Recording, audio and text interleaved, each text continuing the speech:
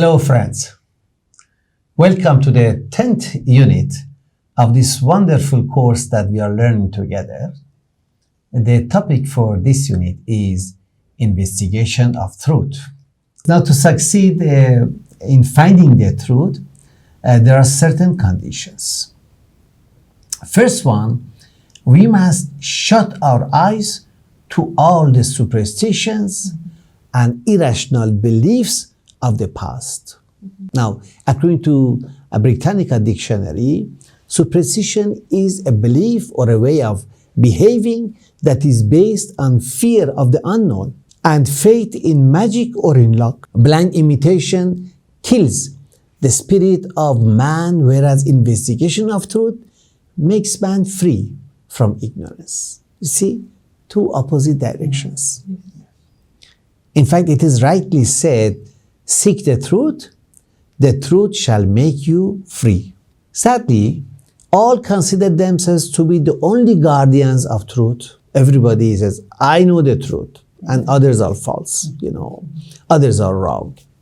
This is the situation even with respect to religious beliefs, whose foundation and essence is the same, all the religions. But still people fight that I have the truth, you don't have the truth.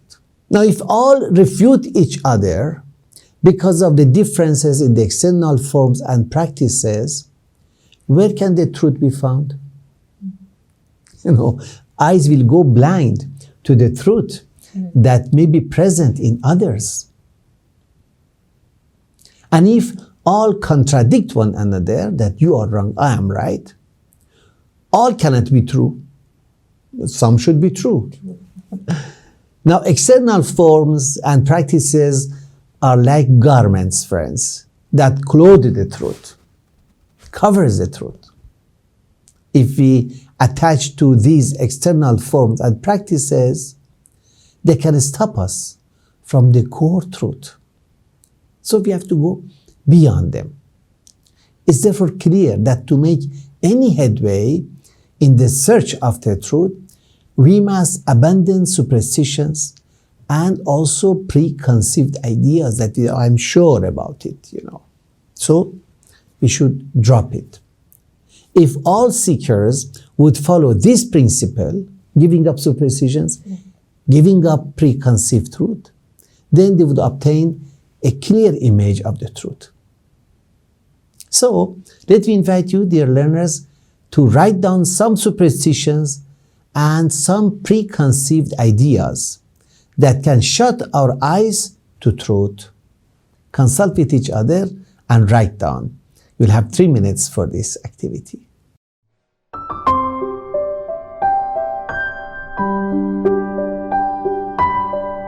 Okay, Mrs. Saili, your comments, please. Sure, Those sir. superstitions that can blind our eyes to the truth. Yes, sir. There are so many these preconceived notions and superstitions.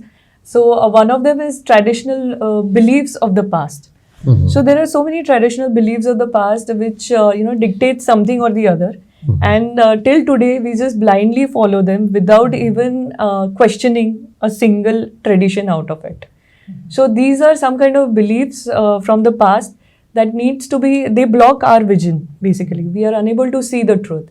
So that's the reason why we need to, eradicate these traditional beliefs of the past from our mind. Okay. So this is one of the example of the preconceived notions. Okay. Any concrete example of which traditional belief is it that block our mind?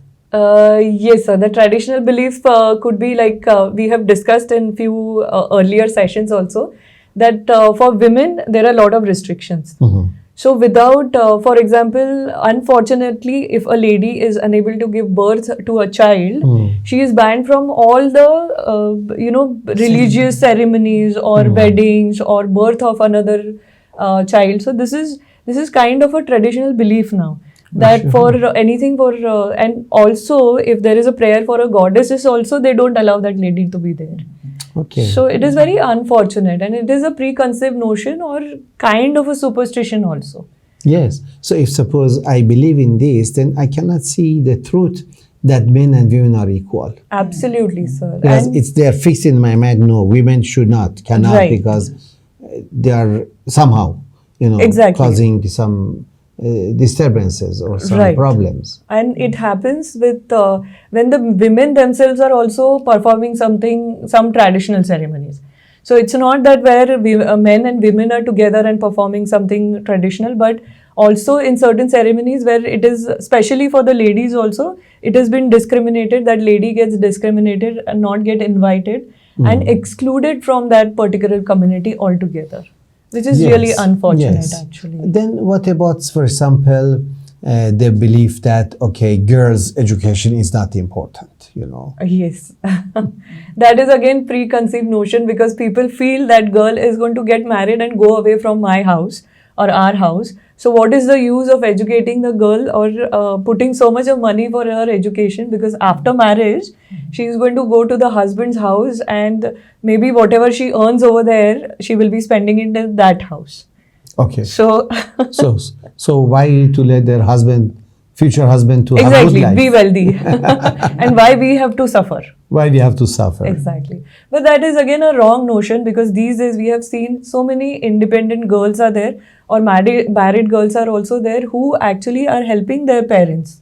It is now there are no boundaries that I go to my in-laws house, so my connection with my maternal place is completely disconnected. It is not like that. Yes. I think even there are such, unfortunate beliefs between the castes. Yes. And that Very again, much. Yes. Very yes. much. Again, the same exclusion, keeping that particular community of the caste away from a lot of these ceremonies. And also there is another aspect wherein who are the persons who are supposed to stand in front of the god, who will be standing behind, and who will be in the third row. Okay. So that also, this division also takes place because of casteism. And these are preconceived notion that because we are from a little higher caste and we are educated, so we have the right to stand in front of the god or, perform that puja or arti for the god. Yeah, even apart from, there's some religious practices that you mentioned, even socially also, Yes. the members of caste could be discriminated Absolutely, against. sir. Absolutely. Yes. And there are so many prejudices against them that even in caste, there are subcastes again. So between that caste also, there are so many prejudices about education, about helping them financially, or also about performing these religious duties. Oh, so whether externally or internally, we are all at fight with each other. Exactly. Oh my God. Absolutely, sir. Absolutely. Okay, any other example you have to clarify Yes, sir. this question? One more preconceived notion which is very common that we see in many religions actually, that it says that only the religious heads know the ultimate truth.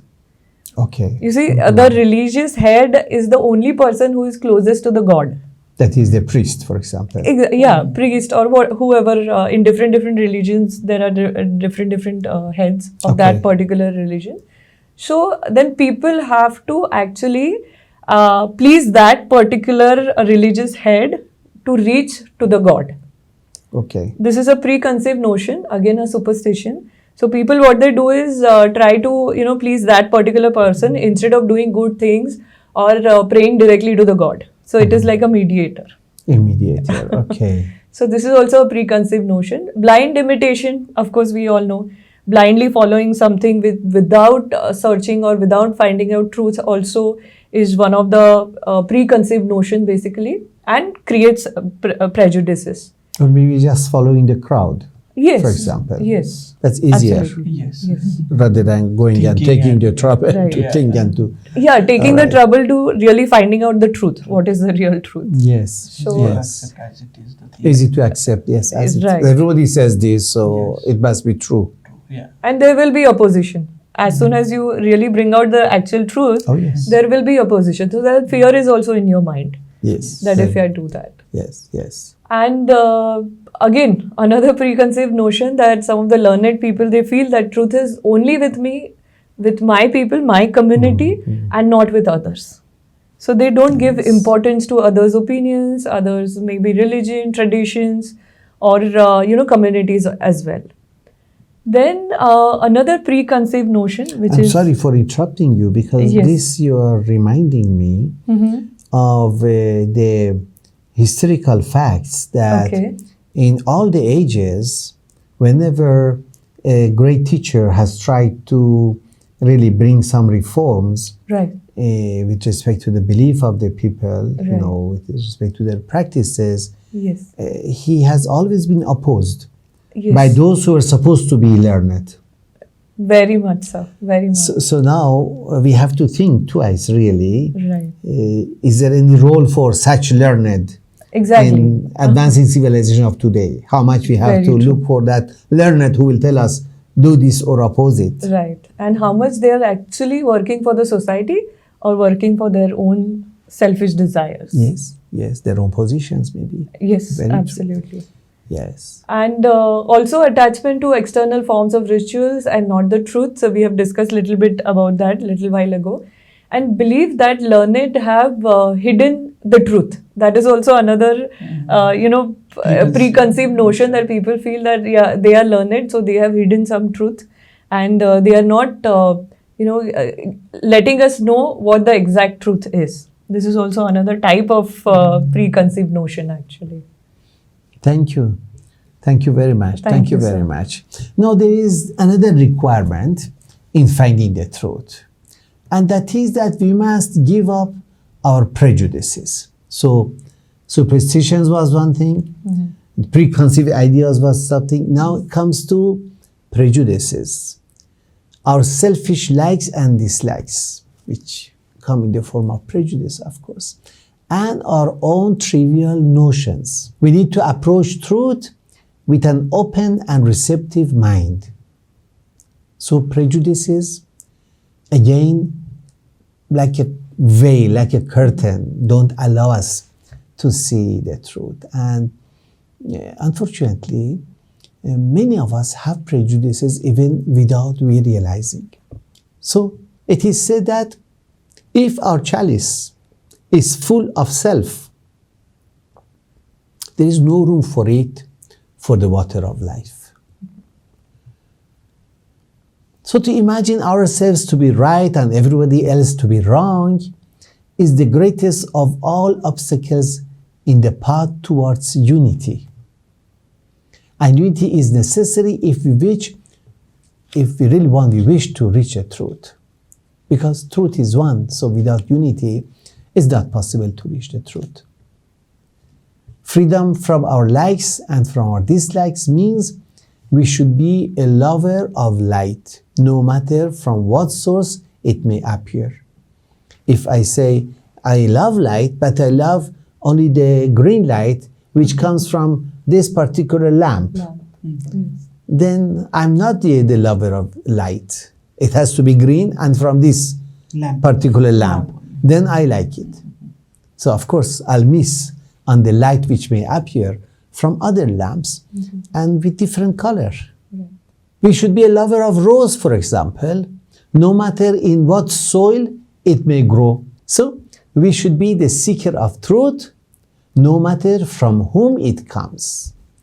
So let us not ask who said it, but what has been said. That's more important than who has said it. So attachment to the lantern is not loving light. Attachment to the earth, to the garden, is not loving the rose, because it can grow from any soil. So the word of truth, no matter which tongue says or which book presents, must be accepted. Otherwise, attachment and prejudice to individuals, to who said it, from where it has come, in which language it is said, may keep us in ignorance. So all these attachments are what really can make us miss the ball. Yes.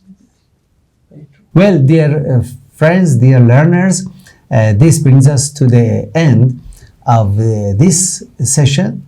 We have finished the part 1 of the Unit 10. See you soon again for the part 2 of this interesting unit, which is focusing on investigating the truth.